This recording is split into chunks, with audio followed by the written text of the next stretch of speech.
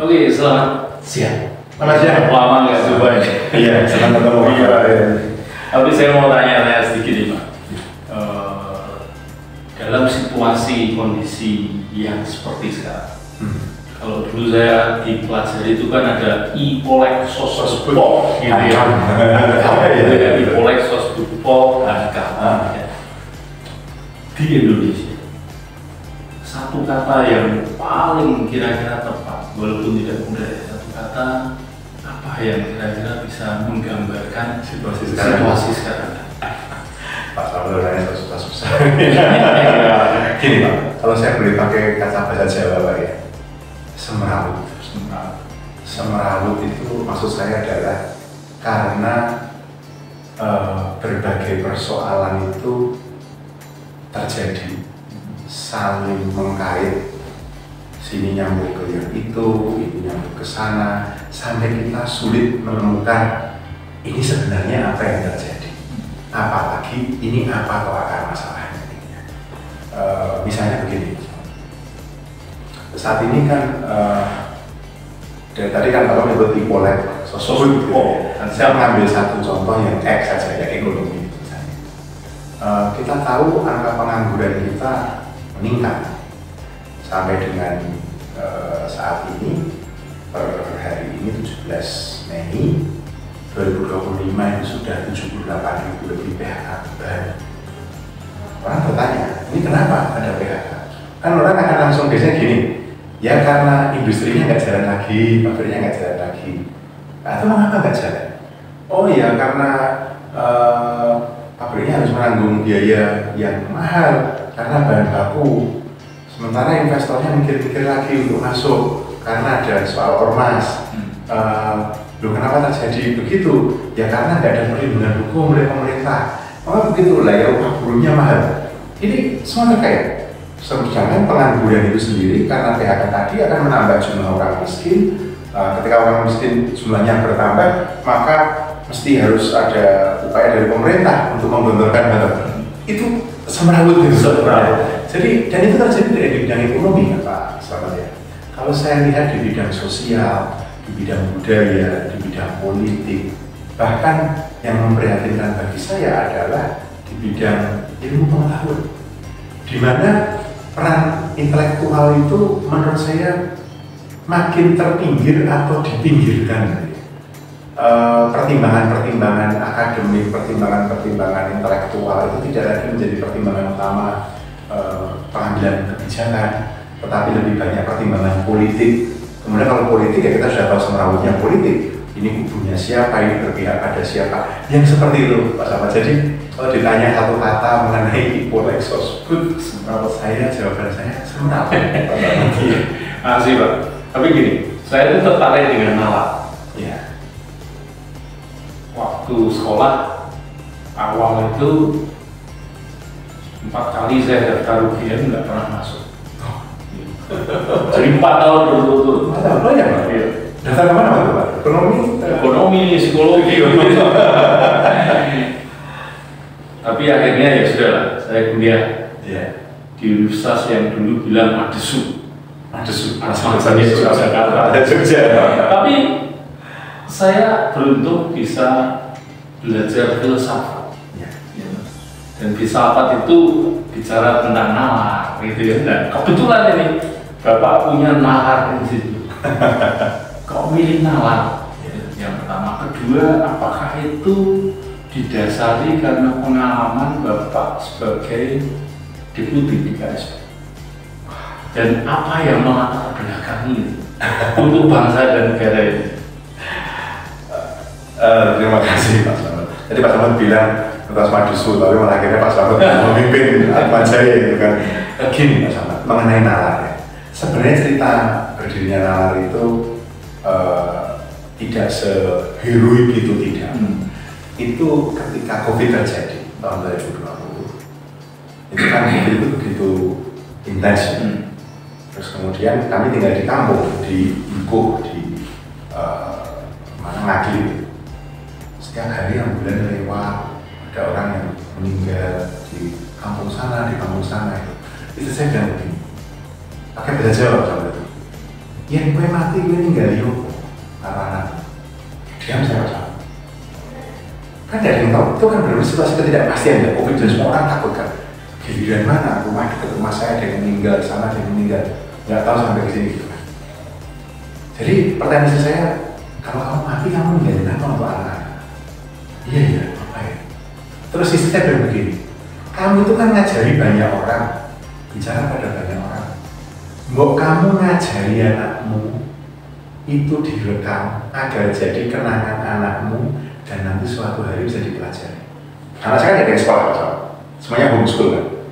Jadi saya memulai dengan kelas filsafat untuk SMA di rumah saya. Terus kemudian di-take pakai video. Itu rencana awalnya itu begitu. Terus dia pakai video, kemudian ditaruh di YouTube. Ternyata ketika kelas interaksi dengan anak saya, teman-temannya, itu kan sama homeschooler di Jogja itu ya, di-take itu jelek kok sama. Nggak bagus ini. Wah ini keliru omongannya ini, nggak bisa diperbaiki lagi ya Pak sama. Nah, lalu kepikir, udahlah bikin monolog saja. Tapi monolog ini memang waktu itu egosentriknya adalah ini tentang saya, tentang pengalaman saya, bukan saya yang luar ya, tapi pengalaman saya bekerja selama ini, baik sebagai aktivis, sebagai akademisi, sekian belas tahun di luar negeri maupun di pemerintah. Dan kebetulan saat itu saya keluar dari KSP dan belum menangani COVID itu. Nah, itu yang terjadi. Maka mulailah dengan monolog. Waktu itu nama kanalnya belum nalar Pak. Nama kanalnya masih di YouTube-nya itu masih Yanuar Nugroho. Terus tim kecil saya, Pak Selamat, tim kecil saya itu bukan tim profesional. Mereka itu adalah namanya Faisal sama Hari. Itu adalah guru gitarnya anak saya. Saya tanya, oh bisa nggak pakai video? Bisa Pak, bisa belajar Pak, ini bisa nggak? Bisa, oke. Saya mau membuat konten dan saya janji konten ini setiap hari Jumat jam 7 harus tayang selama setahun, tidak boleh putus. Mau hujan, angin, lebaran, Natal, pokoknya sanggup nggak?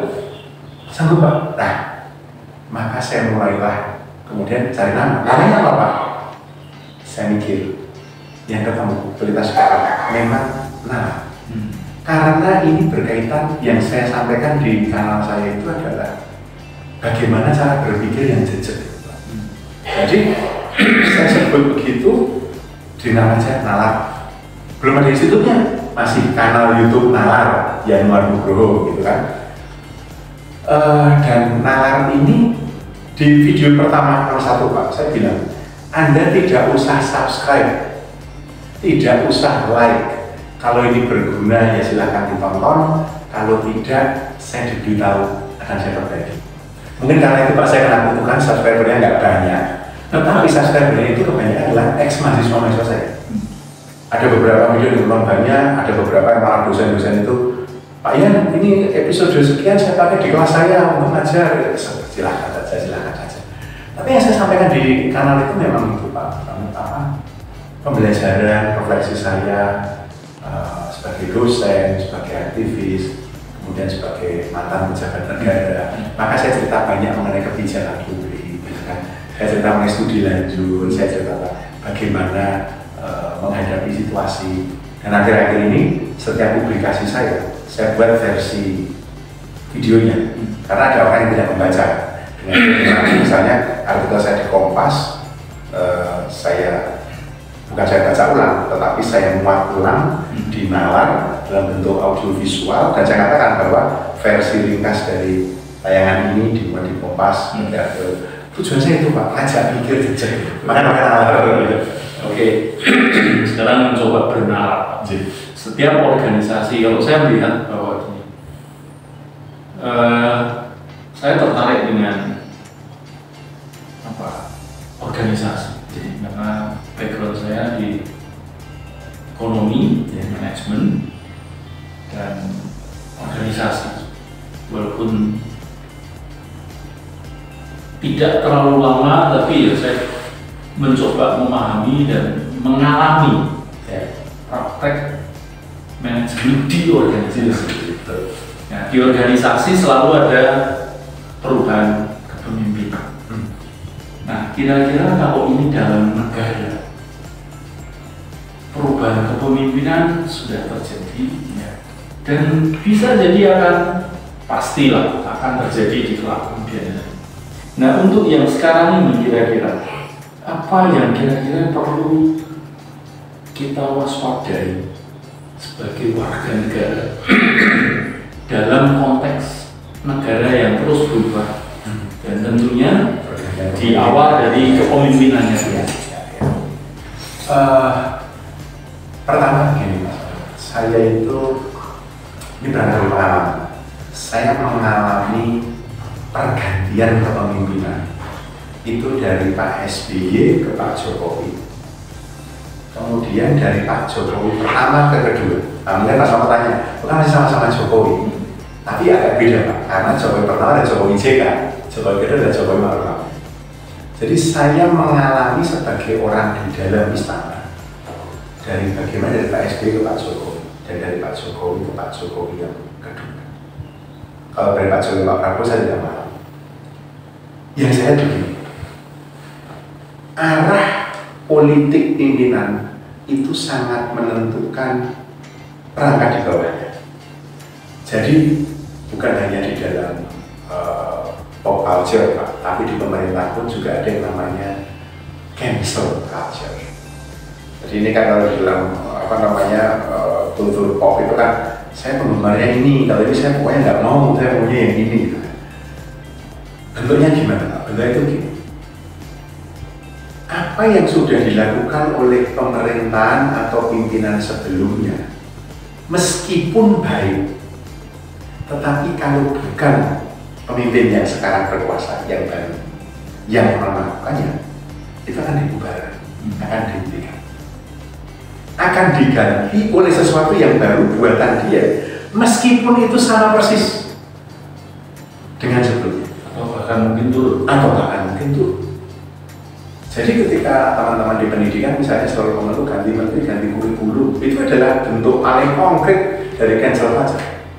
Kurikulumnya sudah bagus, tapi karena bukan saya itu punya pengalaman sangat personal ini Pak, mengenai bahkan di lembaga kepresidenan. Jadi ketika dengan Pak SBY, dulu saya bekerja di bawah Pak Kuntoro, Pak Subrata Almarhum. Itu ada unit presiden, namanya UKP, Unit Kerja Presiden Bidang Pengawasan dan Pengendalian Pembangunan. Itu yang membuat pemerintahan zaman Pak SBY itu berjalan cukup efektif. Meskipun dikatakan autopilot, sebenarnya itu tidak autopilot, itu yang kerjakan teman-teman di UKP 4, lintas kementerian dan ketika Pak Jokowi terpilih, tapi belum dilantik, Pak Kuntoro dan saya memberikan briefing kepada Pak Jokowi, menceritakan tentang KPI Pak di rumah dinas Gubernur DKI waktu itu. Saya masih ingat persis Pak Jokowi, depannya ini Pak Kuntoro, depannya Pak Jokowi, sebelah Pak Kuntoro saya, depan saya Bu Rini Sumarno, sebelah saya Mas Hasto di sebelah sana, sebelah saya Mas Andi Wijaya. Itu kami ngobrol, masih ingat persis itu gimana Pak Jokowi menghidangkan martabak manis, martabak asin, dia ngambil di piring, diberikan itu Pak sahabat. Lalu Pak Kuntoro cerita tentang KPI Pak Presiden itu punya mesin sebenarnya Pak, di belakang Pak Presiden namanya ada KPI Pak. Saya sih Pak Jokowi, oh begitu ya, oh ya pantas ya Pak Presiden SBY itu prestasinya bagus, dan itu Pak Jokowi. Iya Pak, dijelaskan. Nah Pak, nanti 20 Oktober kami semua akan meninggalkan UKP 4. Silahkan Pak Jokowi menggunakan UKP 4. Silahkan diisi orang-orang Bapak yang Bapak percaya, teknokrat yang Bapak percaya untuk menjalankan pemerintahan ini, membantu Bapak. Ada saran nggak Pak, sebaiknya gimana? Aku Almarhum menjawab, diperkuat UKP 4. Ya Pak, terima kasih, ini singkat cerita selesai lah kami. Dari jam maghrib 6, kami selesai sekitar jam 10 malam. Keluar dari rumah dinasnya Pak Jokowi itu, sebagai Gubernur DKI itu kan, Pak Widodo sudah terpilih, tapi belum dilantik itu. Kami di mobil itu senang, Pak Pun, saya, dan staf kami yang lain itu, wah kita udah bilang pada Pak Jokowi, ya sudah nanti kita 20 Oktober Oktober kita pergi biar diisi oleh Pak Jokowi. Happy kan Pak? 20 Oktober Pak Jokowi dilantik dan dia mengumumkan kabinetnya. Tidak disebut kepala KPK. Artinya unit itu dibubarkan oleh Pak Jokowi. Kami itu, waduh kok kayak gini ya. Pak Putra bilang, nggak apa-apa, kepala tertegak, kita sudah menyelesaikan tugas kita. Pulang, saya ikut pulang ke Jogja, segala macam kan. 31 Desember 2014, nonton TV, Pak Luhut dilantik sebagai kepala staf di unit staf presiden. Wah, saya sama Pak Putra teleponan, wah akhirnya dihidupkan lagi UKP 4. Dan kita tahu ceritanya, unit staf presiden berubah menjadi KSP dan lain-lain, dan kemudian saya dipanggil menjadi deputi. Itu hanya contoh Pak, bahkan di tingkat tertinggi presiden itu pun begitu, bisa dibayangkan nanti. Jadi menurut saya, satu, pergantian kepemimpinan itu mesti kita lihat sebagai hal yang wajar dan biasa. Tapi kita perlu menyiapkan diri bahwa setiap pergantian kepemimpinan pasti ada konsekuensi. Jadi kita juga mesti siap dengan perubahan Pak. Nah, kadang-kadang yang membuat saya agak prihatin adalah ada perubahan-perubahan yang menyangkut hajat hidup orang banyak, seperti pendidikan itu. Itu sebenarnya menurut saya ini agak ini sektor yang agak mengkhawatirkan karena pergantian kurikulum. Dulu UN dibubarkan, sekarang UN akan ada lagi. Nah, saya SMA, anak saya itu bilang, wah ayah itu aku jadi korban ya, ini ada UN lagi ya. Saya bilang pada anak saya, udah dek siap-siap ya nggak apa-apa, karena memang seperti itu. Tapi kemudian kita menyiapkan mental ya. Satu sisi itu menyiapkan mental masyarakat bahwa perubahan itu akan terlalu terjadi. Tapi juga kadang-kadang memang kita perlu kerendahan hati di tingkat pejabat publik. Kalau saya belajar di negara tetangga ya Pak, pergantian pimpinan politik itu tidak serta-merta mesti seluruh sektor itu juga diganti secara politik. Maksud saya begini, sektor-sektor yang menangani mati hidupnya orang banyak itu mestinya tidak diisi politisi, tapi diisi teknokrat, sehingga bisa diajak ngomong lebih rasional. Kalau menteri pendidikannya saya membayangkan adalah teknokrat, dia pasti mikir dan dia pasti ngitung kan, oh kemarin sudah baik kok, kenapa harus saya rusak, saya tambahin yang baru. Tapi kalau politisi, karena dia butuh nama, butuh panggung, pasti akan melakukan itu pasti. Terima kasih Pak. Nah sekarang itu negara organisasi ya, negara. Ya sebetulnya refleksi saya dalam organisasi kecil pun kurang lebih juga ada pembedakan. Nah sekarang kalau bicara anak muda ini kan seringkali agak apatis lah katakan dengan situasi-situasi sekarang. Nah, maka ada tagar kabur aja dulu, atau Indonesia gelap atau apa. Prihatin. Ya. Sebetulnya kira-kira apa yang bisa kita lakukan untuk membantu anak muda ini menanggulangi rasa kesedihan itu? Walaupun ya sebetulnya ada gambaran yang bisa dilihat, bahkan mantan Menteri Pendidikan Tinggi dan Saintek itu pernah mengatakan, nah kalau orang pulang sekolah dari luar negeri tapi tidak bisa bekerja di sini, ya iya kan, ya kerja aja di luar dulu kan, dulu pernah Menteri pernah bilang gitu. Jadi ada rasa apatis, khawatir gitu ya. Nah, Bapak sebagai seseorang yang berpengalaman, nasihat apa untuk anak muda? Jangan nasihat Pak. Begini, mungkin bukan nasihat, tapi mencoba memahami gejala ini, gejala kabur aja dulu atau Indonesia gelap. Saya sendiri melihat tagar kabur aja dulu itu sebagai boleh dibilang wake up call, itu sebagai alarm bagi pemerintah bahwa loh, ini wargamu sendiri mulai pesimis dengan kondisi hidup. Sebenarnya kan tugas negara itu selain menyelenggarakan pemerintahan, memenuhi kebutuhan hidup warga negara, adalah memberikan harapan bahwa masa depan itu bisa lebih baik. Menurut saya, kita sekarang ini ada pada fase memenuhi ya bare minimum ya Pak ya, ada di situ.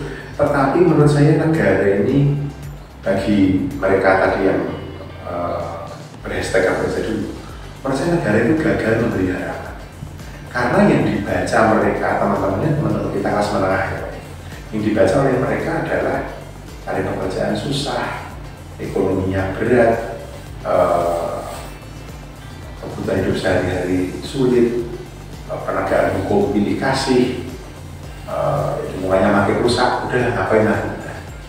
Sebenarnya tugas pemerintah yang paling menantang sekarang ini, dan saya bilang tadi paling berat adalah memberikan harapan kepada rakyatnya.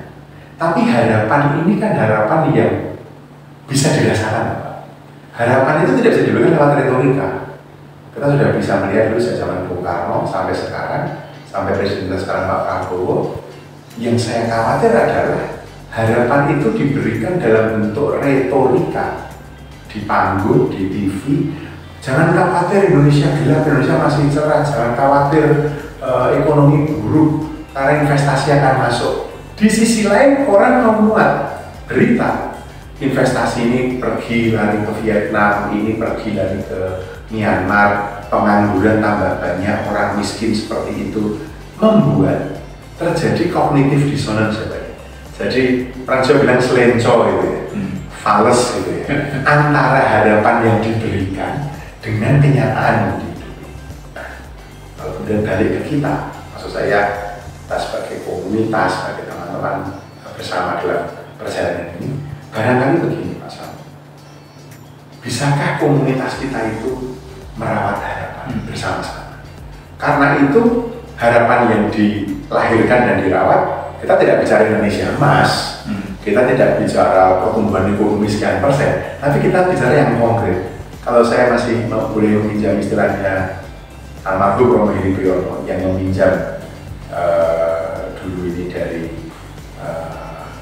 sosiolog Giddens, dia bicara itu adalah upaya membumikan, re-embedding, jadi menanam kembali harapan, bukan yang daki-daki, bukan yang atas, tapi misalnya bagaimana sebagai komunitas saling menguatkan, membantu, yuk jejaringnya ada, nanti oke, kita bantu kamu cari pekerjaan, atau kita bantu kamu mendapatkan proyek ini atau itu, proyek dalam kata bukan proyek yang kalau saya kata-kata proyek itu sekarang kan sudah konteksnya jelek ya Pak Slamet ya, maksud saya pekerjaan ini, oh kamu pengen apply beasiswa, oke, yuk kita saling membantu, belajar, nulis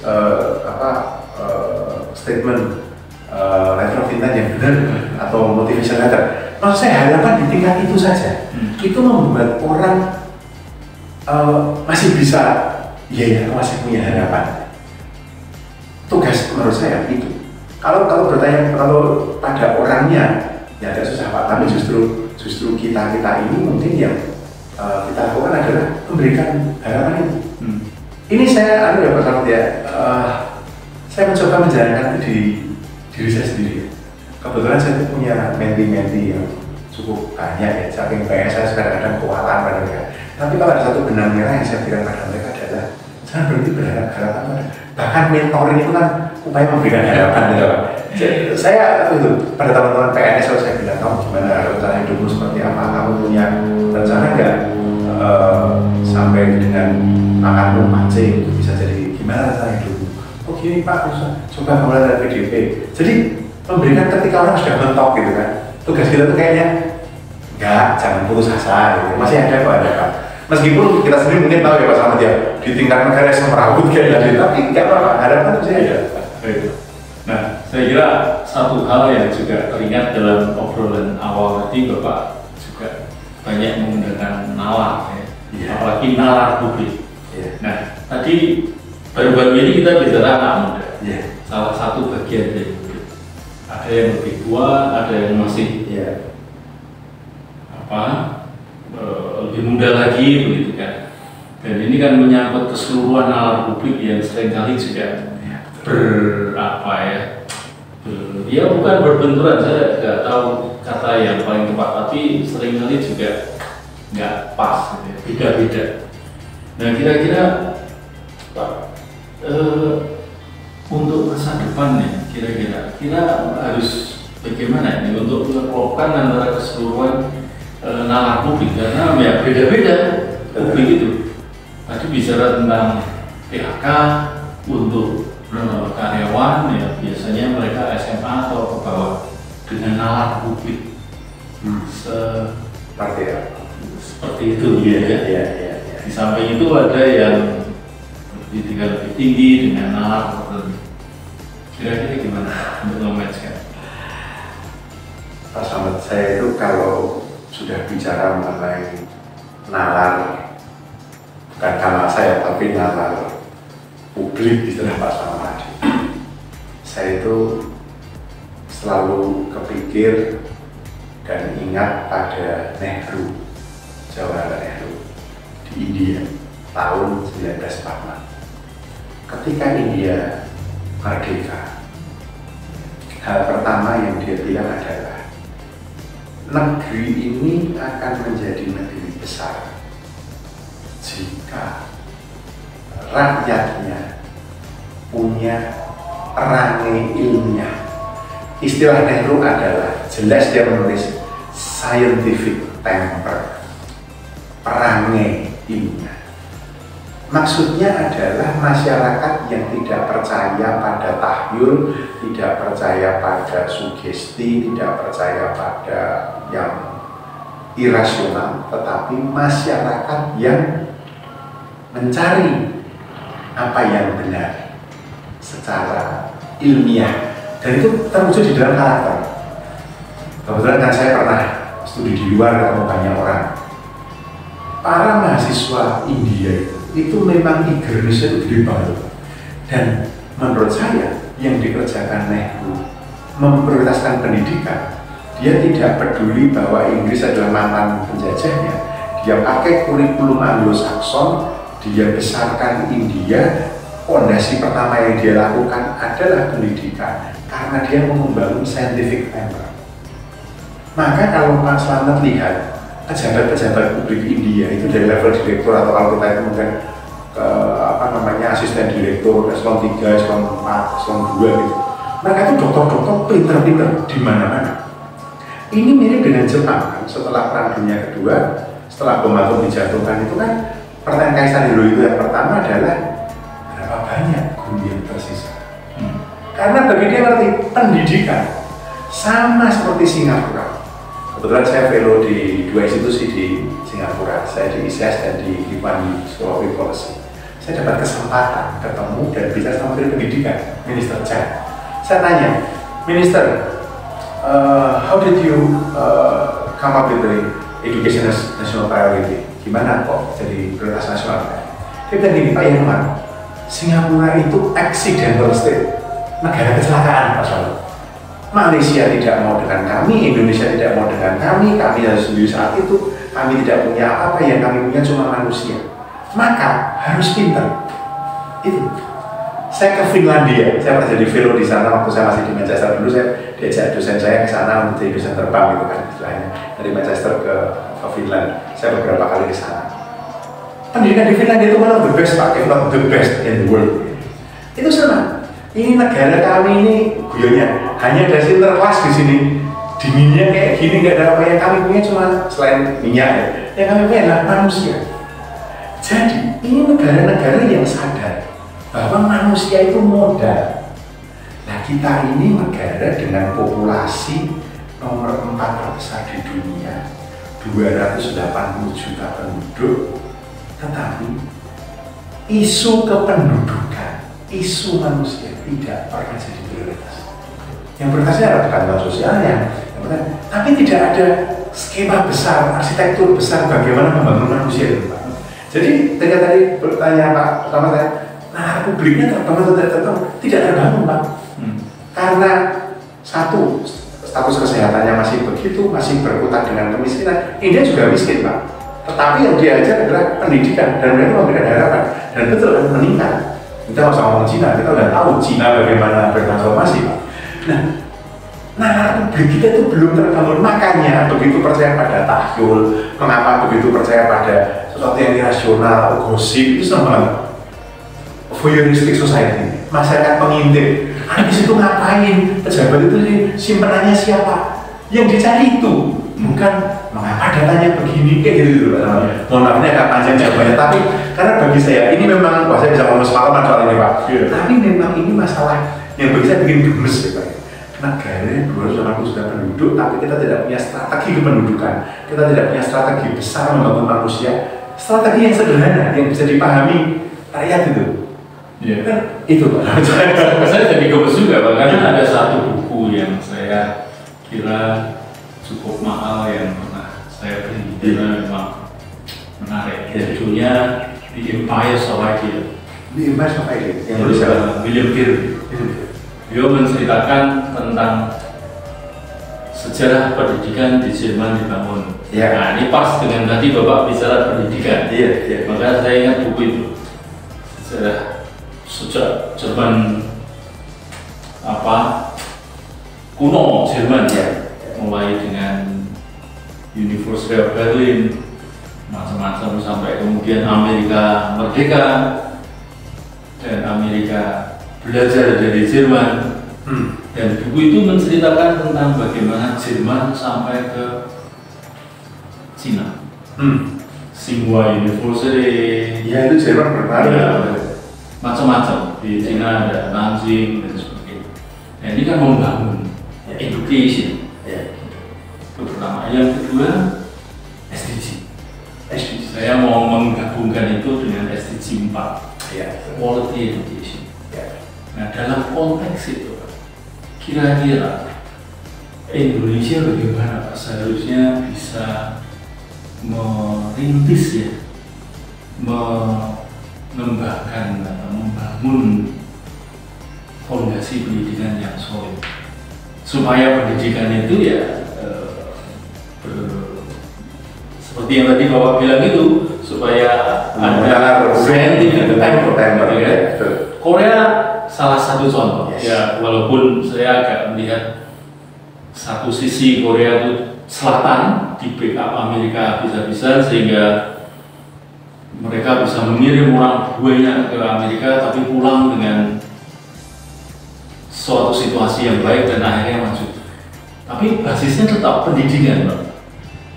Nah gimana nih untuk melihat kira-kira membangun basis pendidikan yang kuat supaya masyarakat atau nalar publik itu ada scientific temper dan juga SDG 4 ini yang digaung-gaungkan di Indonesia ini juga ya sampai gitu jangan hanya corot Jawa ini ilo-ilo ya gini Pak, kalau saya langkah pertama adalah membebaskan sektor pendidikan dari politik. Jangan mempolitisasi sektor pendidikan.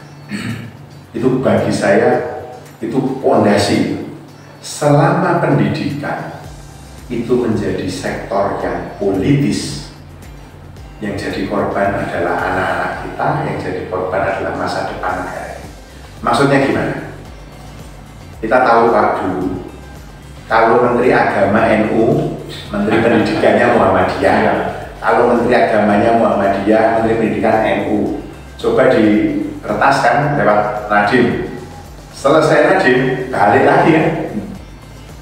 Dan menteri yang politis itu akan tergoda dan hampir pasti harus membuat prestasi politik. Kalau tidak, dia nggak dipakai. Prestasi politik dalam pendidikan itu apa? Kurikulum. Dan itu jantung. Selama sektor pendidikan menjadi sektor politis, kita nggak akan maju. Maka dari tadi adalah gimana? Hal pertama, sektor pendidikan itu harus dibebaskan dari politik. Apakah yang pendidikan? Sebenarnya tidak, Pak. Intinya, sektor yang mengurusi mati hidupnya orang banyak itu harusnya bukan sektor politis. Pendidikan, kesehatan, perlindungan sosial, dan aparatur aparatur negara. Ini sektor yang terkait langsung dengan mati hidupnya warga negara. Kalau ini dipegang oleh politisi, selesai. Karena nggak bisa apa-apa. Nah, keuangan gimana ya? Keuangan kan silakan, keuangan harus itu atau luar negeri harus karir ya. Tapi saya bilang jangan mempolitisasi sektor pendidikan itu yang akan menjadi korban masa depan.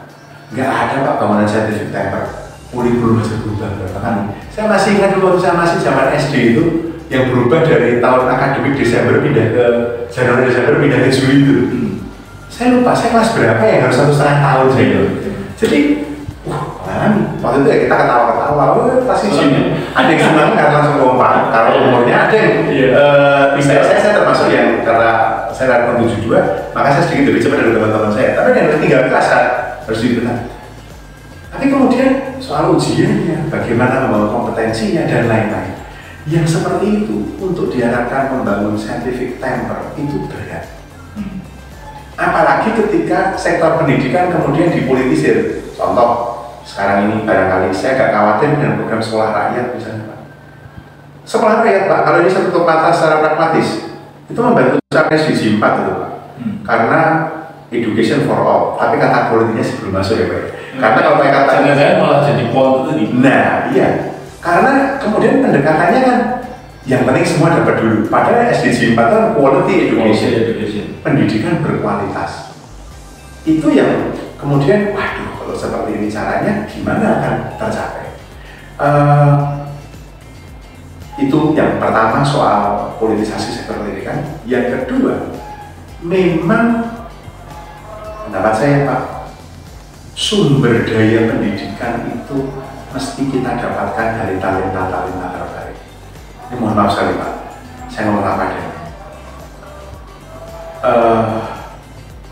Mereka yang bekerja di sektor pendidikan, barangkali khususnya pendidikan tinggi, itu adalah mereka-mereka yang, mohon maaf sekali karena Bapak mantan rektor, saya nggak apa-apa adalah mereka bukanlah orang-orang kelas 1. Lulusan terbaik ITB, UI, UGM, Atmajaya, Sanata Dharma, Trisakti. Kalau kita tanya lulusan terbaik, kamu mau kemana? Swasta Pak. Kecuali yang gila ya. Tapi di kurva normal itu banyak ke swasta. Manapun yang membayar paling mahal. Setelah swasta kemana? Startup. Setelah startup kemana? Coba wirausaha. Baru jadi dosen, jadi PNS. Artinya pendidikan kita ini diisi oleh orang-orang, mohon maaf, kelas 2. Saya harus mempercayakan anak saya dididik oleh bukan the best, tapi second class. Itu di batin itu loh Pak, kok kayak gini ya? Pejabat publik kita kenapa kelakuannya kayak gini? Karena the best people tidak mau masuk ke pemerintah. Saya tidak mengatakan semuanya, tentu tadi ada orang-orang gila gitu ya, dan saya berhasil masuk satu di antaranya orang-orang yang ternyata mau dengan tujuan tertentu. Dan ini kadang-kadang ujungnya sesuatu yang sepertinya seolah-olah terdengar simpel tapi nggak simpel-simpel amat. Remunerasi, gaji dosen, itu ngenes Pak. Terus kalau gaji dosennya segitu, itu gimana saya mau berkembang? Bandingkan dengan Singapura, bandingkan dengan even Malaysia lah, kalau jauh-jauh Singapura itu. Jadi penghargaan, bukan dari rekognisi, tetapi apresiasi itu rendah, membuat talenta pendidikan kita kayak gitu. Nah, di dalam manajemen talenta itu ada 4 tahap. Pertama adalah rekrutmen, kedua deployment, direkrut, ditugaskan, dideploy, kemudian peningkatan karir advancement, keempat adalah retain, ditahan. Nah itu kita nggak dapat talenta terbaik Pak. Yang kita rekrut bukan orang terbaik, kita deploy kadang-kadang nggak tepat, karir advancement, sikut-sikutan di kampus atau di sekolah, kemudian gimana mau retain orang ya satu kaki di kampus, kaki yang lain keluar, tapi mau giat sana sini. Nah jadi itu Pak, kalau saya boleh bilang, Bapak pernah bilang moonlighting itu ya semua game dengan dia. Nah, jadi itu memprihatinkan. Tapi saya tetap tadi Pak, ada harapan. Saya ada harapan. Tetap menyuarakan dan tetap bilang ke pemerintah, ayo jangan dipolitisir sektor pendidikan. Kedua, saya tidak mengatakan semua pemerintah itu jelek, tidak Pak. Ada menteri-menteri yang bagus. Di dalam kementerian yang event jelek, ada kok dirjen-dirjen atau deputi-deputi yang bagus. Itu ada harapan-harapan begini Pak. Jadi misalnya di Kemendikbudristek gitu ya. Wah ini kebetulan menterinya dulu dari ITB, tapi saya tidak mau Kementerian Kejauhan, tapi dirjennya temen yang saya tahu orang baik, direkturnya yang orang baik, ada harapan dulu Pak. Jadi jangan kita kemudian putus harapan ya Pak. Tapi ya SDG 4 masih jauh, on track. masih on track, tetapi perlu akselerasi menurut saya. SDG 4 kita itu mungkin saya tidak hafal Pak, saya sudah lagi dari koordinator tim ahli di sana, tapi data terakhir yang sejauh saya bisa ingat adalah SDG 4 kita itu statusnya kalau nggak salah hijau, maksudnya hijau itu on track. Tetapi kita mesti bisa mempertahankan itu karena 2030 kan masih panjang gitu Pak. Jadi kalau kita jangan sampai kepleset gitu kan. Nah kembali ke William Kirby tadi, Empire of Idea, memang pendekatannya sejarah. Karena William Kirby adalah historian,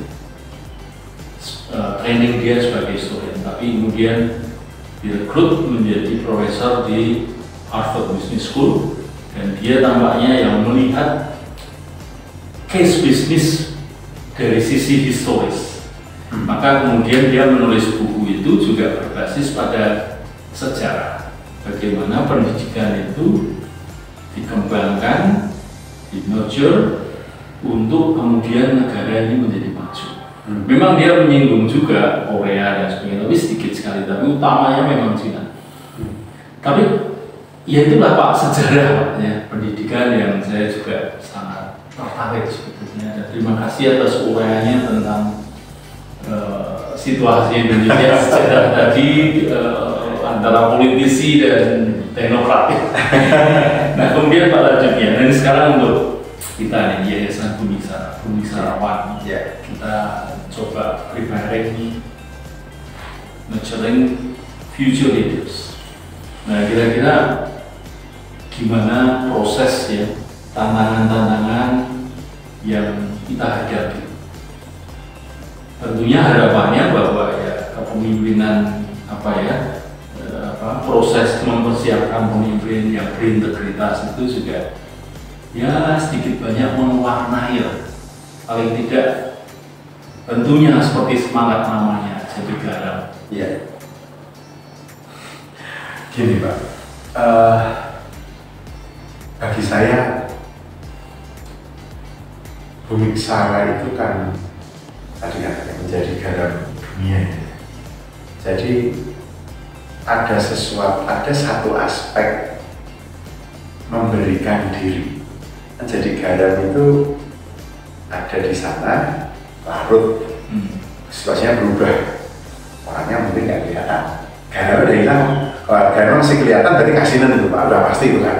Kalau sayur masih ada kelihatan garamnya udah pasti itu kasinan itu kan. Tapi sayur yang enak kita nggak bisa menemukan garamnya ada di mana itu kan. Nah itu menurut saya renungan saya tentang Bumi Sara. Bumi Sarawan itu orang-orang yang mau larut dalam lingkungan, mewarnai, dan itu butuh kerendah hatian untuk tidak menonjolkan diri. Ini membuat saya berpikir sekaligus nyentil saya sendiri, karena sebenarnya kita butuh pemimpin, dan pemimpin yang kita butuhkan itu kan by definition harus muncul Pak. Tapi jangan jadi garam yang muncul, kalau garam yang muncul itu kebablasan gitu kan. Nah, maka pemikiran saya atau ketika saya melihat Bumi Sara ini adalah bagaimana fase pembentukan formasi, fase formasi ini menjadi fase yang sangat penting untuk menanamkan spiritualitas, tapi sebenarnya juga motivasi. Mungkin kalau ngomong spiritualitas itu kan orang selalu mengkaitkannya dengan soal iman, soal keyakinan, soal hubungan dengan Tuhan gitu. Tapi motivasi atau faktor penggerak itu lebih appealing ke kepala, ke rasional. Kalau spiritualitas kan di hati ya, dan ini menggerakkan tentu saja. Tetapi anak-anak sekarang yang dibombardir dengan seluruh proses duniawi ini, ini butuh sesuatu yang dicantolkan ke otak. Itu menurut saya mengapa motivasi atau keinginan itu perlu dibangun dengan selalu nyantol pada aktualitanya. Itu menurut saya yang pertama, formasi. Yang kedua, pendamping. Saya mengalami sendiri bagaimana pendampingan itu bisa membuat orang jadi sesuatu, jadi seseorang. Atau pendampingan yang keliru atau tanpa pendampingan membuat jiwa-jiwa itu tersesat, kira-kira gitu. Nah, di sini perlunya pendampingan itu menjadi satu program yang lebih rutin. Saya tidak mengatakan mesti punya pendamping profesional ini atau itu tidak, tetapi alumni mendampingi adiknya, mereka yang bekerja di sektor yang mirip mendampingi juniornya, itu perlu. Tetapi, nah ini tanda jawab, kita perlu pendampingan rohani menurut saya. Tuhan. Hal yang ketiga, menjadi garam yang efektif itu butuh ngerti pancinya yang mana. Kalau mau masuk ke panci yang mana ya kan? Artinya ladang keterlibatan. Ladang keterlibatan ini perlu pemetaan. Masuk kemana yang efektif. Sama-sama sarjana ekonomi. Dia masuk jadi PNS, kerja di BUMN, kerja di swasta, jadi pengusaha, atau jadi karyawan. Ini kan pilihan, anggaplah itu. Panci yang mana yang mau dia masuki? Dan orang selalu mengatakan bahwa itu tergantung kemampuan, kedua tergantung nasib. Kemampuan saya setuju, tentu saja. Tapi nasib itu gimana kalau kita reduksi sedikit, menjadi semacam strategi. Ini yang mana ya? Karena sudah ada.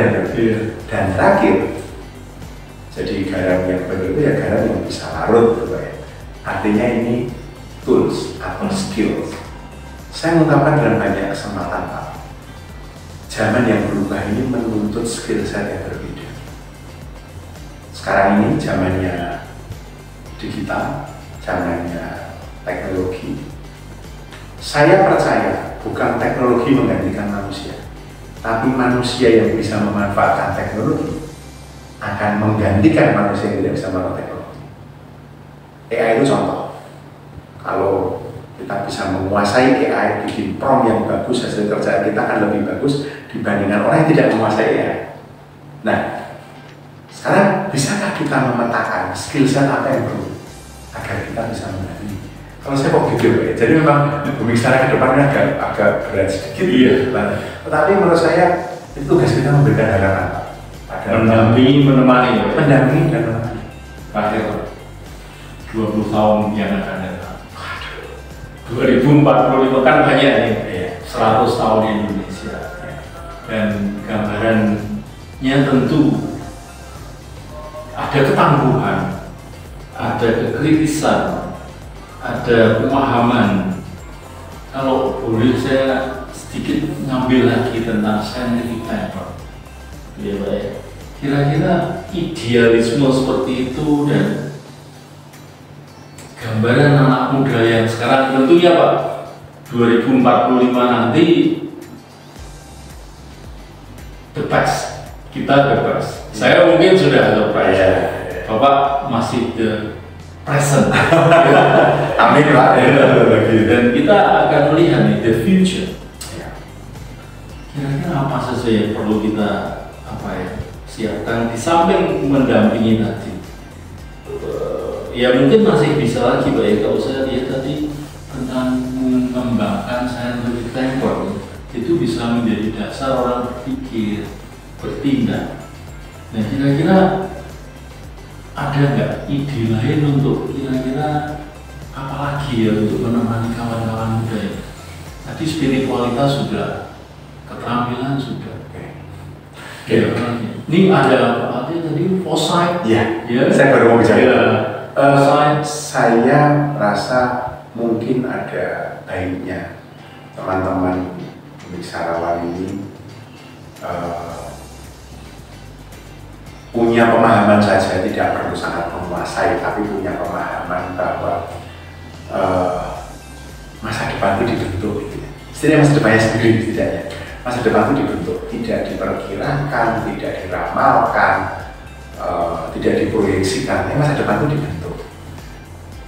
Memang salah satu ilmunya adalah menggunakan foresight, tetapi saya mau melihat lebih mikro sebenarnya, yaitu bagaimana kita membekali para pembicarawan ini dengan keterampilan memforesight dirinya sendiri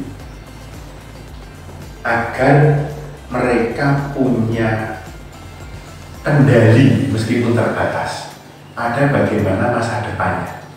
Saya tuh contohnya begini Pak, kan saya mendampingi PNS waktu itu. Saya selalu bilang saya ketemu PNS awal itu, saya PNS yang baru masuk itu, misalnya berapa umurmu? Dari 24, 25, dari 27, ada yang 28, 30. Saya bilang, kalian bisa nggak melihat dirimu umur 45 tahun golongan 4C? Bagi yang PNS Pak, 4C itu adalah golongan di mana dia bisa melamar menjadi deputi atau dirjen eselon 1, itu puncak karir Pak sebagai birokrat.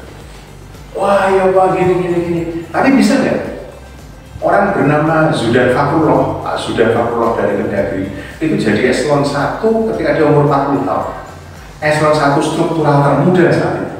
Saya bilang gitu. Oh ya bisa sih Pak gini. Nah, bikin peta jalan. Maka saya meminta mereka membuat peta jalan hidupnya. Kalau 45 tahun 4C, maka 4 demo kapan, 4 anu kapan, 3 demo kapan, 3C kapan, 3B kapan. Lihat, mana yang bisa mempercepat? Karena itu kamu sekolahmu kapan, kamu mengambil kursus lagi kapan, kamu mau dimutasi pindah ke kementerian lain, kalau pindah itu naik pangkat. Dari staf ahli pindah ke kementerian lain jadi dirjen atau dari sekretaris, kapan? Mungkin. Itu cara saya mengajak mereka untuk punya kendali setidaknya atas masa depannya. Saya kira 20 tahun yang akan datang Indonesia itu gejolak ekonomi akan banyak. Saya selalu bilang, COVID itu mengajarkan kita bahwa cara pandangnya mesti berubah. Dulu sebelum COVID Pak, di bidang manajemen itu boleh ngomong VUCA Pak. Dunia yang VUCA itu kan V-nya itu volatile, O-nya itu uncertain, C-nya itu apa saya lupa, kompleks, kemudian E-nya itu ambiguous gitu kan selalu. Tapi COVID bilang enggak. COVID itu membuat dunia kita jadi bunny, B-A-N-I, brittle, ternyata rapuh. Begitu kehantam krisis, ambruk bangunan ekonomi. Membuat warganya anxious, lalu kemudian N-nya itu brittle, anxious, non-linear. Arah perubahan itu ternyata nggak dari sini ke sini nggak, tapi muter-muter sana. Dan yang terakhir, incomprehensible, susah dipahami. Dalam keadaan seperti itu, yang paling penting adalah ambil kontrol sebanyak-banyaknya atas hidupmu sendiri. Maka belajarlah skill sendiri, belajar mengatur hidupmu dan lain-lain. Menurut saya Pak, kalau boleh, mungkin kapan-kapan kita bisa belajar bareng dengan pembicarawan metode foresight. Tidak untuk memforesight lembaganya, ya kalau iya syukurlah kalau dia berkama, tetapi untuk menjadi diri sendiri. Saya itu cocok ya Pak. Saya kalau merasa bahwa ada satu poin yang saya pernah baca, bagaimana supaya kita juga bisa memperluas, katanya Stephen Covey, cycle of influence. We have too much things untuk diprihatinkan gitu ya, tapi kita nggak punya pengaruh ya. Sehingga dengan belajar itu kita bisa memperluas walaupun mungkin tidak mudah, tapi mungkin. Dan jadi kalau saya dengan cara nanti kalau lama belajar bareng foresight itu sudah saya buat episode juga di Nalar, ada episodenya. Tapi kalau teman-teman pembicarawan mau belajar itu, karena menurut saya keterampilan foresight itu menjadi penting dalam situasi kita seperti ini. Baik, terima kasih. Ya, Mas. Terima kasih ya obrolannya. Tentu dengan harapan banyak kawan yang mempunyai perhatian untuk mengembangkan diri, tapi bukan hanya untuk dirinya sendiri, tapi untuk bangsa dan negara. Terima kasih, Pak. Terima kasih. Selamat siang. Mantap. Terima kasih, Pak. Selamat datang ngobrol lagi.